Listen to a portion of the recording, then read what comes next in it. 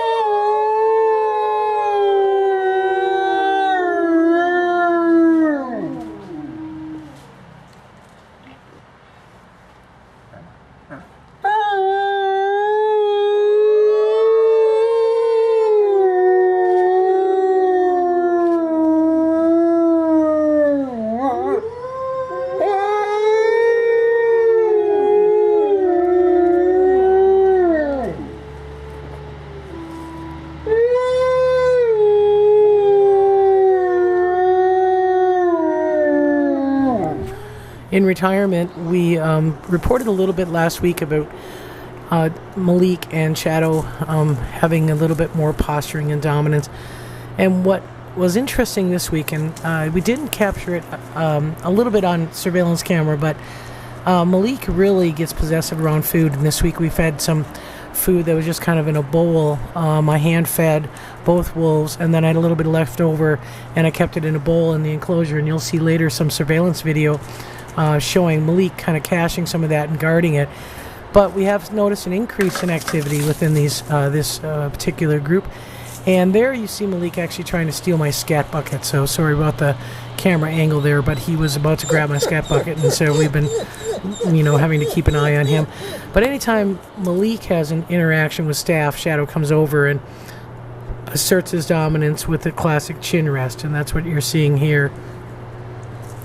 And Malik is slowly walking away, kind of a little bit of hackle response, but doing a circling around Shadow, and that's going to encourage Shadow to do a follow, and again just reasserting his dominance, and then try to do another chin rest on Malik here. And this will go on for many opportunities for this kind of passive dominance that's going on. Here is sniffing the precaudal scent gland, and again just that following is enough of an intimidation for Malik to drop his ears and walk a little bit faster and move away from Shadow. So last week we didn't have any Oscar footage. This week we do. Oscar got a toy since it is fall and the start of duck season next week. We thought we'd give him a duck, and this is a duck that honks. So wolves like it, Oscar likes it, and it's one of those things where it's a good stimulus for Oscar, and that turns into be a good stimulus for the wolves as well. You'll see later a little bit of a surveillance clip where Grizzer actually does a little bit of a rollover and kind of paw at the fence when Oscar comes out for the morning. So it's one of those things where we like to keep Oscar occupied.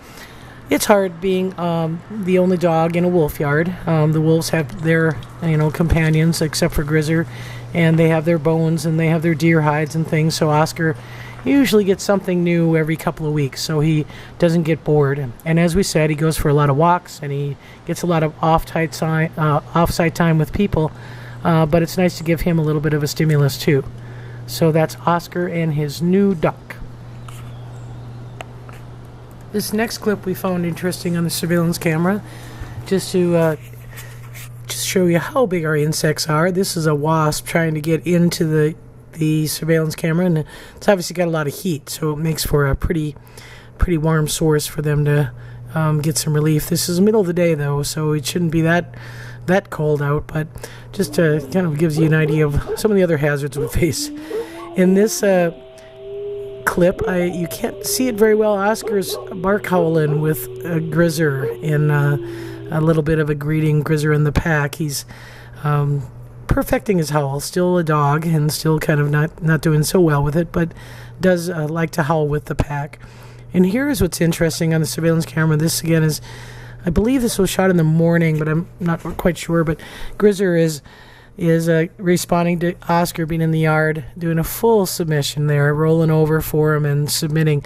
Oscar essentially just comes out of the lab and looks at him, doesn't really engage too much, but that's the kind of social interaction that we see with Grizzer and Oscar. And again, it's a very positive interaction between these two individuals, and certainly that's what Oscar's real job is to try to provide that social contact to Grizzer. So that works out pretty well.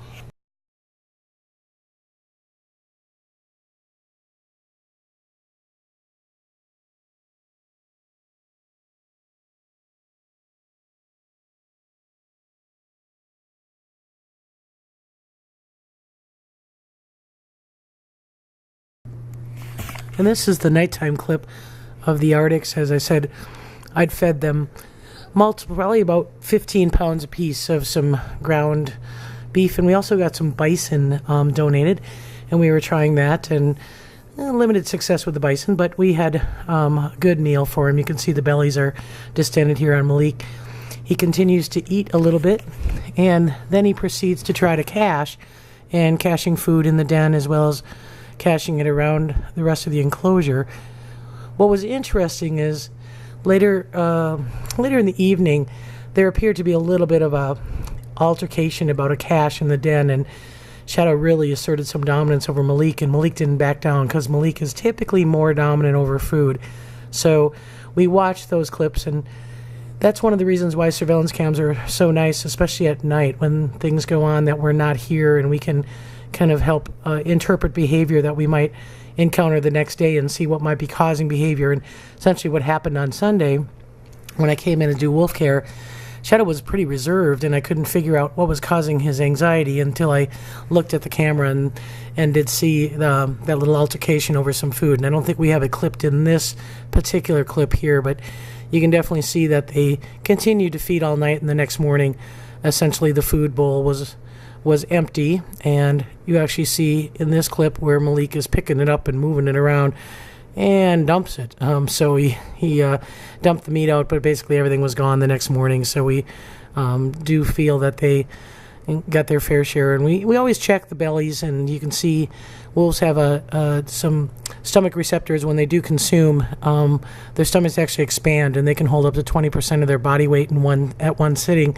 So we see that when we do wolf care the next day after feeding, as we check the bellies and make sure that they're all both satiated and had a good meal. So again, that's the benefit of the surveillance camera, and this is kind of a nighttime view. Even though the light appears bright in the footage, it's not a very bright light that's shining on them, so they seem to not be bothered at all by the surveillance camera. So that's it for this week of YouTube. Thanks for watching.